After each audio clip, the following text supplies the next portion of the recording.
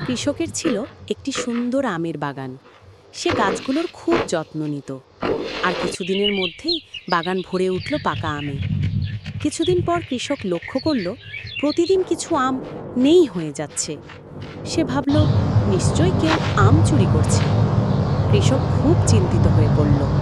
অবশেষে এক রাতে সে নিজেই বাগান পাহারা দেওয়ার সিদ্ধান্ত নিল। সেই রাতে সে চুপচাপ গাছের নিচে বসে রইল। হঠাৎ সে গাছের ডাল থেকে অদ্ভুত শব্দ শুনতে পেল। ধীরে ধীরে সে কাছে গেল। অবাক হয়ে দেখল অনেক বানর গাছের ডাল থেকে ডালে লাফাচ্ছে। বানরগুলো পাকা আম পাড়ছে আর খাচ্ছে। কিছু আম আবার নষ্ট করে ফেলে দিচ্ছে। তখন কৃষক বুঝতে পারল মানুষ নয়, আসলে বানররাই আম চুরি করছিল।